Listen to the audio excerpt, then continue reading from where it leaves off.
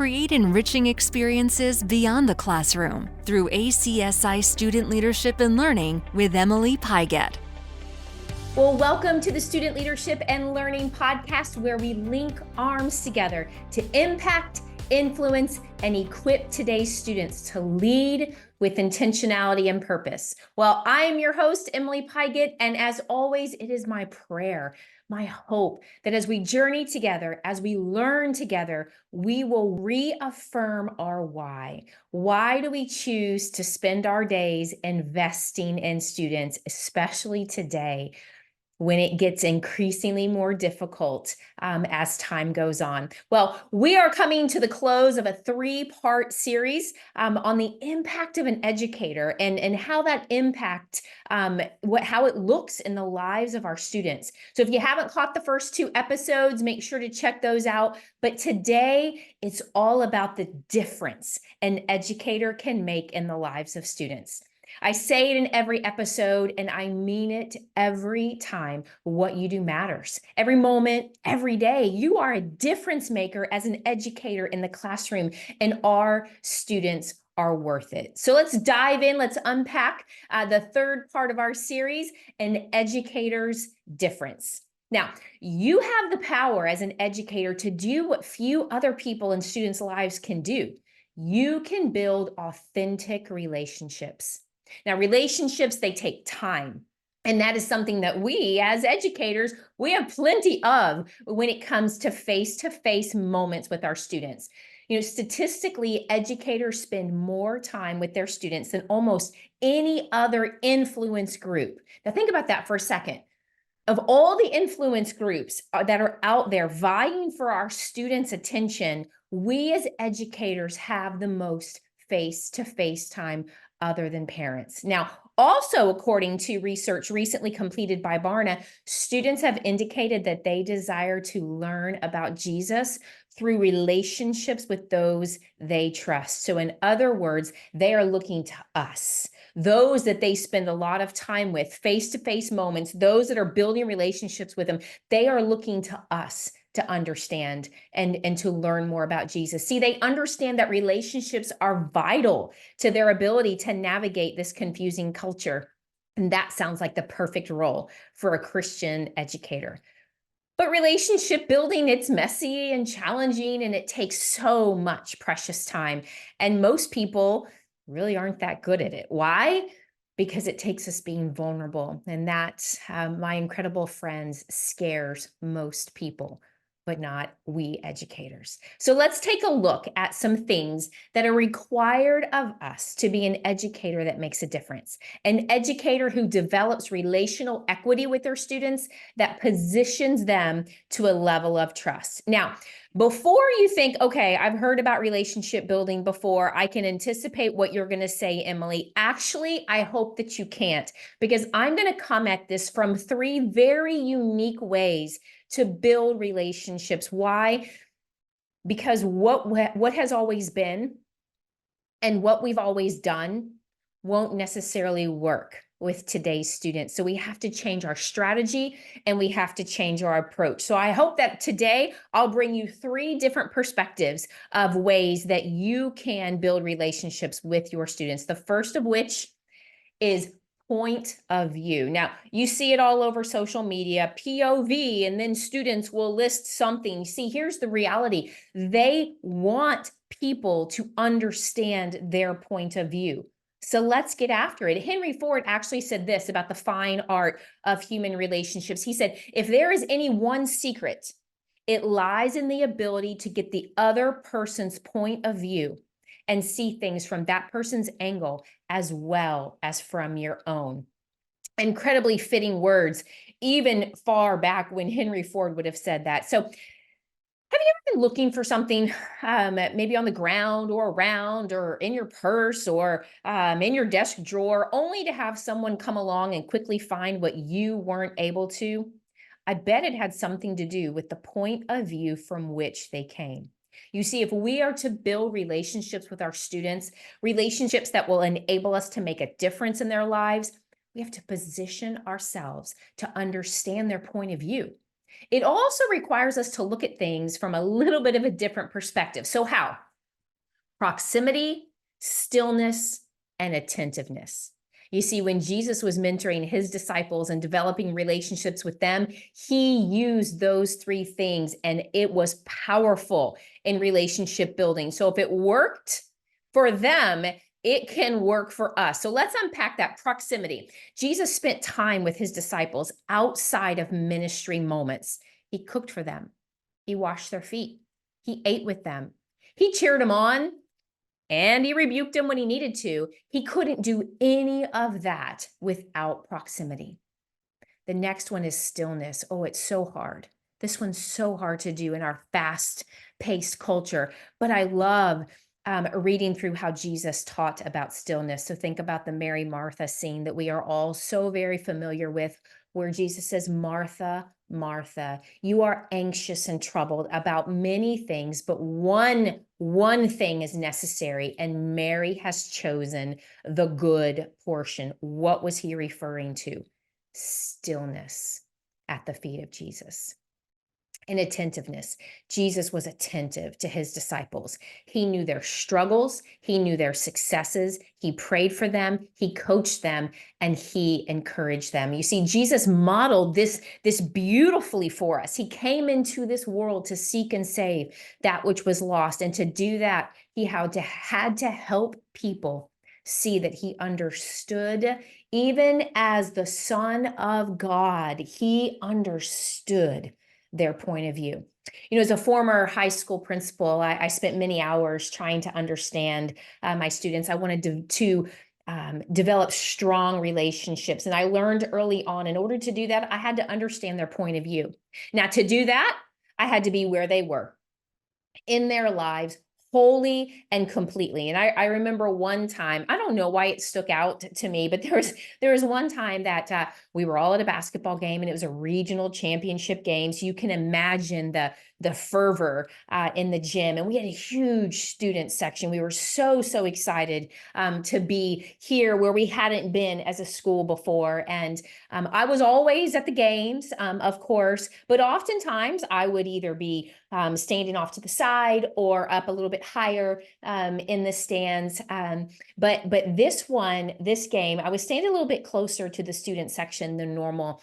And I happened to look over at the students, and I thought, wow, I wonder what the game would look like from their point of view.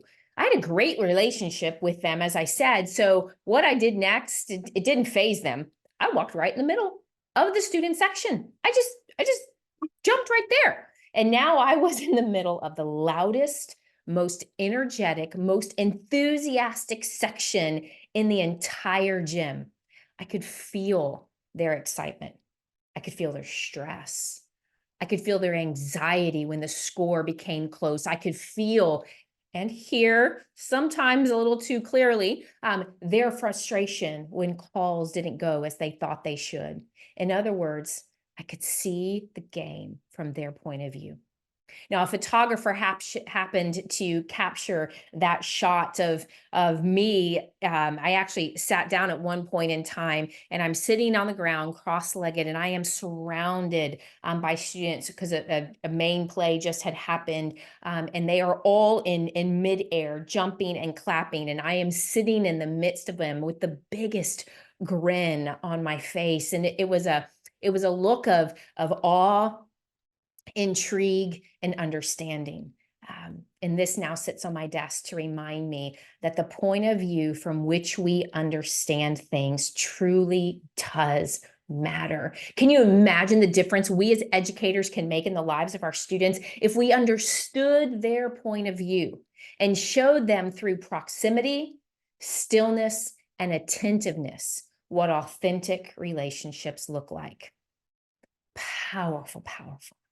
Now, the second thing that is required of us to be an educator that makes a difference, an educator who develops relational equity with their students, that positions them to a level of influential trust, is intentional and impactful praise. I don't know if you saw that one coming, but think about it. I'm not talking about telling a student, good job, well done, way to go. No, I'm talking about the ability to provide students with intentional praise when they have done something meaningful.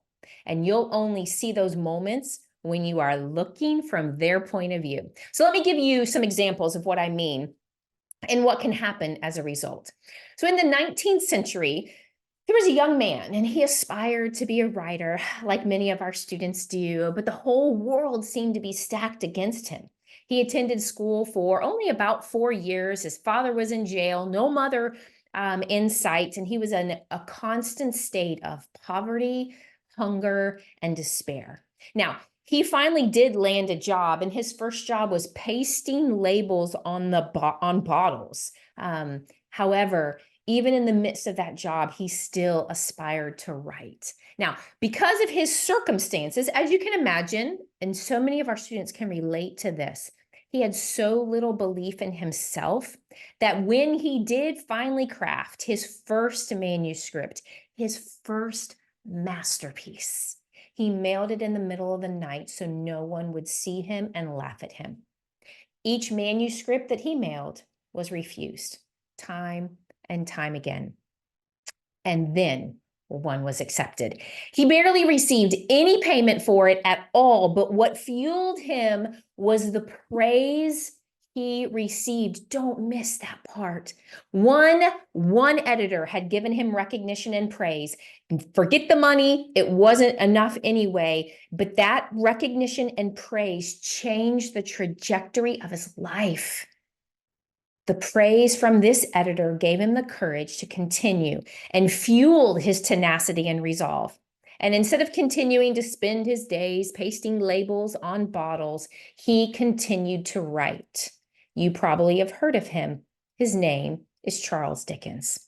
Can you imagine the impact we can have on our students' lives just through praise? See, as an educator, we have the ability to daily inspire and encourage our students through intentional and impactful praise. And in doing so, we help them see their God-given abilities and talents that lie within them because we have a good point of view.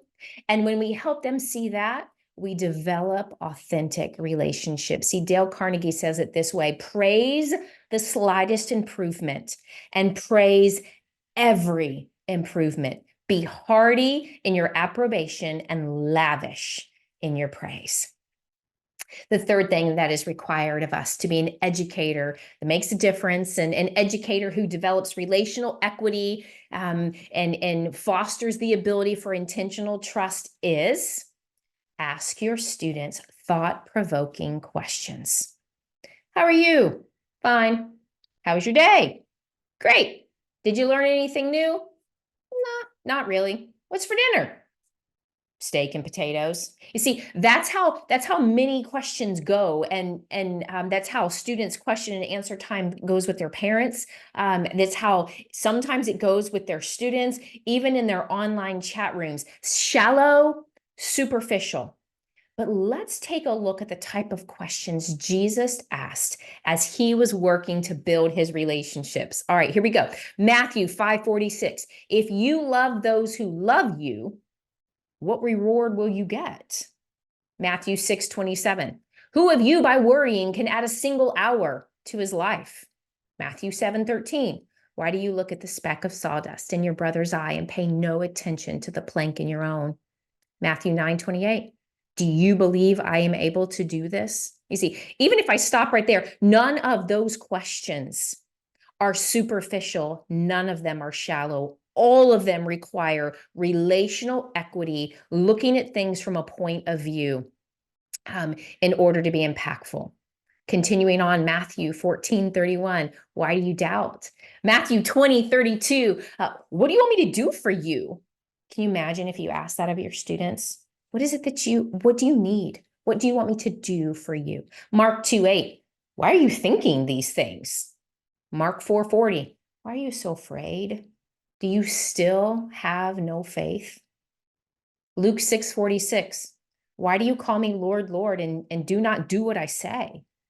Luke 8:25, where's your faith? See, when we take the time to ask intentional questions of our students, it shows them we are interested in their lives beyond simple academics. We have to let them know that. And then it helps them to see that we care about their point of view and their life circumstances.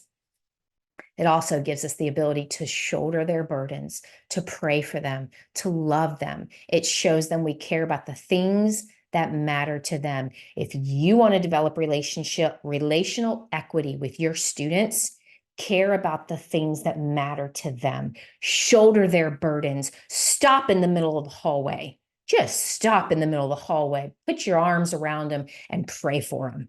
That is what changes students' lives. So if we want to be educators who make a difference in the lives of our students, we're going to work to see things from their point of view. We're going to provide intentional and impactful praise. And we're going to ask thoughtful questions. You see, when we do these things, when we develop intentional relationships with our students, that's going to provide the opportunity to build student leaders who will, according to Ephesians 4:14, no longer be children tossed to and fro by the waves and carried about by every wind of doctrine, by human cunning, by craftiness and deceitful schemes. Isn't that our hope? Isn't that our prayer?